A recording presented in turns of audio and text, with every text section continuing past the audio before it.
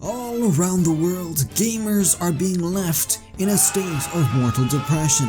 This has been brought on due to the forces that control the gamer sphere. But once a year, these gaming companies that exist come together, minus Sony, to hold an event so anticipated and awesome that it removes the barriers between console and PC gamers. Fuck you mobile games, to create a time of peace, tranquility, and overall hype. This event is E3, and it's back. Mr. Hammond, I think we're back in business. That's right, as of June 6, E3 2021 will officially begin, bringing in a new era of games, services, and news that will hopefully hold us up until the cycle once again repeats itself in 2022.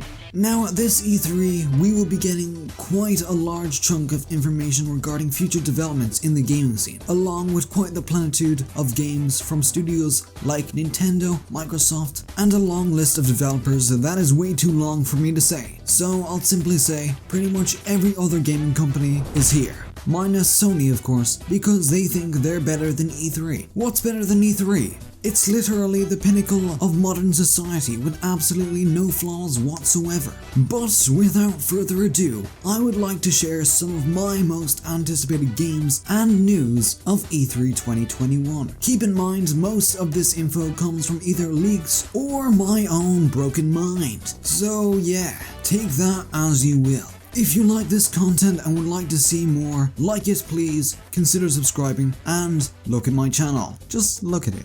Look at it. Yeah, there. I would really appreciate it. And with great haste, let's get back to our video.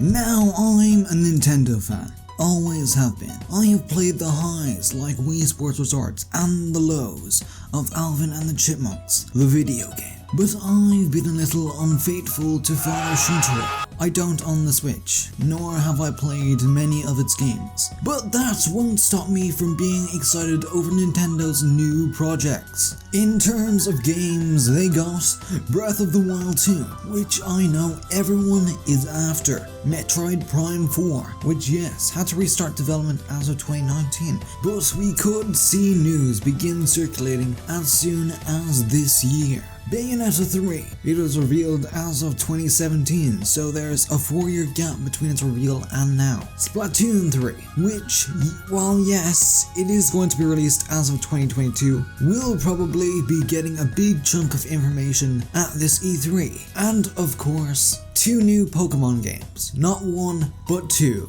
possibly 3. Pokemon Legends, Arceus, and Pokemon Brilliant Diamond and Shining Pearl, which are pretty much 2 or 3 more Pokemon games. It is exactly what you would expect for Pokemon games, and I dare you to tell me what makes these games different from previous ones.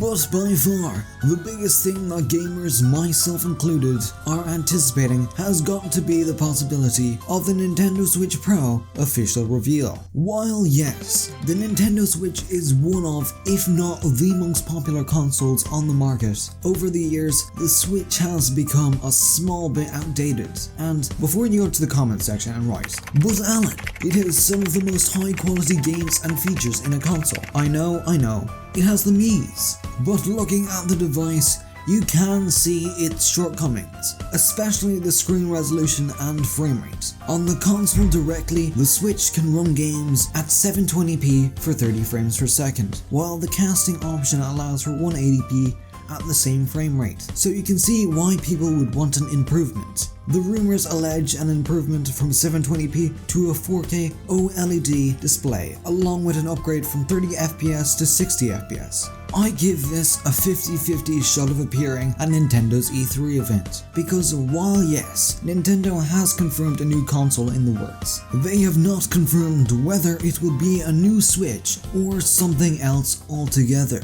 Best case scenario, it is the Switch Pro. Worst case, it's the blue Switch Lite they released a few months ago. Oh boy, here we go. Let's just say this is my most anticipated event of E3 2021. If you've been paying attention to Xbox over the last year, you will know they have been ramping up pretty much everything Xbox. Games, hardware, studios and software, nothing was off limits to this company. Oh yeah, and they also bought a small little company, you may have heard of them, Bethesda Softworks, for the small sum of $7.5 billion. Now, here's what I'm expecting for Xbox's E3 event. Halo Infinite, a new gameplay video, along with multiplayer reveal, demo, multiplayer flight, new gameplay features, and a sponsorship deal with Gorilla Glue, featuring Craig as the mascot. Starfield, new trailer, gameplay reveal, along with the long-awaited revival of our God and Savior Todd Howard, giving us the reveal that Starfield will have 16 times the detail and be 4 times the size of Fallout 76. This is set to be released in the first quarter of 2022. Fable, possibly a trailer, although I think it is more likely to come next year rather than this event. New Forza game, new trailer along with reveal of where it will be set. My money is on most likely Mexico, otherwise Japan. That's just what I've heard, so take my words with a grain of salt. Elder Scrolls, maybe a new trailer, but this is extremely unlikely. Fallout 76 will probably get a new trailer. GTA 5 will probably get a new trailer. Do you want it? No. But this is the best way to show that Rockstar is re-releasing the game again, allowing for more memes to be made and the GTA cycle to continue. Some news from Obsidian, including information on Avowed, Grounded, or some news for either The Outer Worlds 2 or just some more DLC.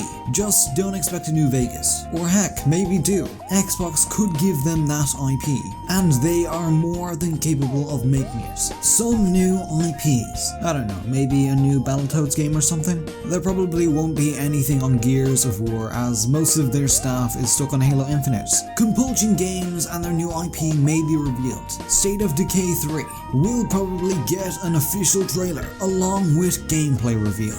Announcement of a new mobile game, as Xbox has partnered with Timmy Studios under Tencent, although this could be Halo or Gears of War related. Perfect Dark will probably receive a new trailer along with possible gameplay reveal, and finally a large reveal of third-party or indie games being developed either under or for the Xbox Series X.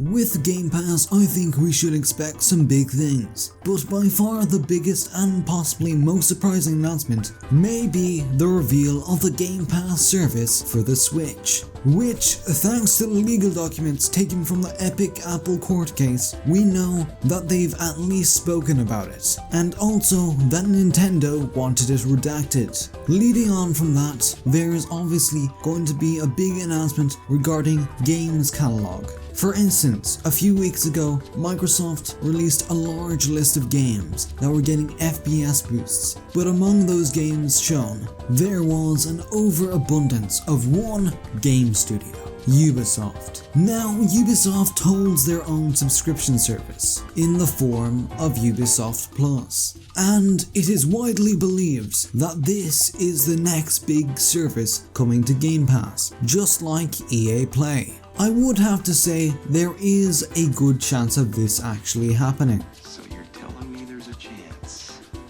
I don't know what else they have in store, but I do think they are going to add or announce a lot more games that will be added to Game Pass. Basically, this is Xbox showing off. Unfortunately, Team Cherry has announced that Hollow Knight Silksong will not be at E3. I am disappointed, but considering how good the previous game was and how complex the environments and movements of this game are, I would give this a late 2022 release. I'm sorry to disappoint some of you, but I actually think this is okay. As long as the game comes out in its beautiful, fully finished form, I'm okay with this. There might be a possibility of FNAF Security Breach getting a trailer. This this would be unlikely, but it still could happen, considering the creator Scott said it would be released in the second half of this year. I would give it a October release date, so maybe, but again it still is quite unlikely. A Battlefield 6 trailer is practically confirmed. It was rumored that Battlefield 6 would be an Xbox exclusive, but this has since been debunked. However, while exclusivity is off the table, there is a possibility that it could be coming to Game Pass day one. A new COD apparently is set for reveal. It's set in World War II. Again. Okay, I'm gonna stop right here and say, Activision, please let COD rest. What has there been, like one game a year? At this stage you're just kicking a dead horse, just please stop. It's enough. Thank you.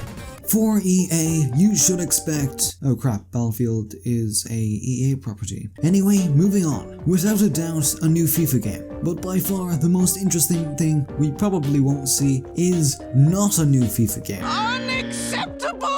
Along with the announcement of World Peace, End to World Hunger, and Xbox and PS5 being back in stock. We may get some more news on a new Star Wars game or sequel. This could be a new Star Wars Battlefront, or more likely, a new teaser for Star Wars Fallen Order 2. It is unclear whether any new Star Wars IPs are in development for EA, and if there are, then chances are we won't get to see them until at least E3 2022.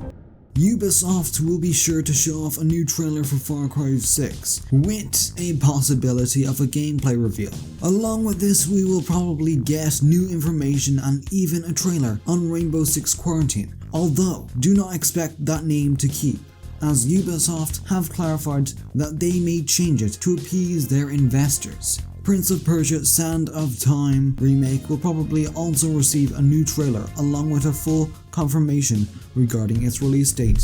A game delayed from a 2018 release, Skull and Bones has been delayed 3 times, but may finally get a definite release date at this E3. Wait a minute, actually scratch that. Apparently they went back to the drawing board 2 months ago, so maybe don't expect this at E3 2021. But if the rumors are to be believed, expect a release date of late 2022, but that is, I think that's a bit too early. 2023, go with 2023.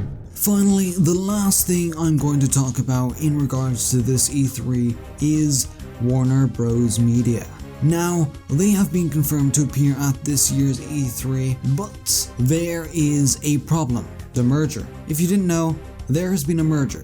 I'm not going to tell you what the details are about said merger, but this placed Warner Bros. Games in a weird position, as the gaming division is being broken up. This puts 4 or 5 of their currently in development games, like Suicide Squad, Hogwarts, Lego Star Wars, and Gotham Knights, in limbo. But this does present an opportunity for one studio-grabbing company. It's Microsoft. And this could be the next acquisition, adding even more upcoming games to Xbox's already stuffed roster. That brings us to the end of the possible news. If I missed anything, please be sure to make me know in the comments section below. Looking over all the news presented before me has really got me excited for what is to come. If you enjoy this content, please be sure to subscribe and like, but if you don't, that's fine, it's fine. Subscribe. Thank you, adios.